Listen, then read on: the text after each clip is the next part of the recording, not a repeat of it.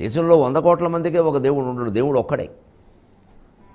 600 కోట్ల మంది అయినా, 300 కోట్ల మంది అయినా, 100 కోట్ల మంది అయినా ఒకే ఒక్కడైనా దేవుణ్ణి పూజించాడు అంటే ఆ దేవుడు ఒక్కడే.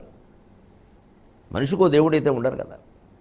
కానీ మన భావాలు ఎలా ఉన్నాయంటే ఎక్కడికో యాత్ర, ఎక్కడికో వెళ్ళడం, అక్కడికి వెళ్ళాలి, ఆ సమయంలోనే వెళ్ళాలి, ఆ సమయంలోనే చూడాలి. 2 దారులు, అవి 2 ఓ చోట చేరుకోవడం, అక్కడ కొన్ని లక్షల మంది జమ అయిపోవడం. మరి తొక్కిసలాట జరగదా? ఆ రోజే స్నానం చేయాలనే పట్టుదల ఉండడం వల్ల కాదా తొక్కిసలాట జరిగి మృతి చెందింది పుష్కరాల్లో? ఆ రోజే దర్శనం చేసుకోవాలనే పట్టుదల ఉండడం వల్ల కదా జార్ఖండ్లో దేవగఢ్లో మొత్తం 100 మంది చనిపోయింది క్యూలో? ఏ మతంలోనైనా ఎందుకు జరుగుతున్నాయో ఇవి అందరం ఆలోచిస్తే జ్ఞాన మార్గం అంటే ఏమిటో ఆలోచన అర్థం. అప్పుడు జీవితం సాఫీగా, పరమ పవిత్రమైన సూఫీగా సాగిపోతుంది. ఇస్లాంలో ఉండే సూఫీ తత్వానికి, హిందువుల్లో ఉండే అద్వైత తత్వానికి భేదం ఏమీ లేదు.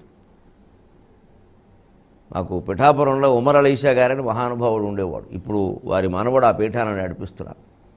ఆ మూలమైన ఉమర్ అలీ షా ఆయన శతావధాని, తెలుగులో శతావధానం చేశాడు. బ్రహ్మాండమైన పద్యాలు, సూఫీతత్వ దర్శనం అని పద్యకావ్యం రాశారు. ఒక్కొక్క పద్యం ఒక్కో భగవద్గీత శ్లోకం అండి. అసలు అగో ఆ సూఫీ తత్వాన్ని, ఆ అద్వైత తత్వాన్ని మిళితం చేసి మనకి ఇక్కడ భీష్ముడు ధర్మరాజుకు అందిస్తున్నాడు. భీష్ముడు ధర్మరాజుకి ఎప్పుడో 5000 ఏళ్ల క్రితం అందించాడు. అసలు ఈ తత్వం భీష్ముడి నుంచి వచ్చింది కాదు, ధర్మరాజుకు తెలిసింది కాదు. ఇది మొదటి నుంచి ఉంది. ఇది సనాతనమైన తత్వం. ఆ సనాతనమైనటువంటి జ్ఞాన మార్గాన్ని విడిచిపెట్టి ఆ రాయిలో ఏదో ఉంది, ఈ రప్పలో ఏదో ఉంది, ఈ చెట్టులో ఏదో ఉంది, ఈ పుట్టలో ఏదో ఉంది, ఆ నదిలో ఏదో ఉంది, ఈ గదిలో ఏదో ఉంది. ఈ మార్గం వల్లనే మొత్తం ఇన్ని ప్రమాదాలు జరుగుతున్నాయి. ఇంట్లో కూర్చుని చూడవలసిన దేవుడి కోసం ఈ 7 లోకాలు తిరుగుతున్నాం, అయినా ఆ 7 కనపడడం లేదు. మారేడులో, నేరేడులో ఈ 7 ఉండడండి. కోవెలలో, గంగా నది రేవులలో, రామకోటి రేఖలలో లేడు. తుమ్మల సీతారామూర్తి గారి పద్యం ప్రతిరోజు పొద్దున సంధ్యావందనంతో సమానంగా చదువుకుంటే దేవుడు అర్థమవుతాడు. కోవెలలో, గంగా నది రేవులలో, రామకోటి రేఖలలో లేడు.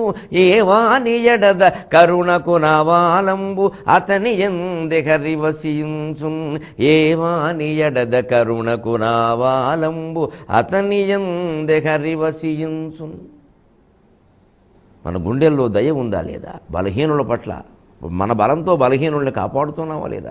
మన జ్ఞానంతో అజ్ఞానుల్ని సంరక్షిస్తున్నావా లేదా? వాళ్ళకి జ్ఞానబోధ చేస్తున్నావా, తప్పుడు మార్గంలో నడిపిస్తున్నావా?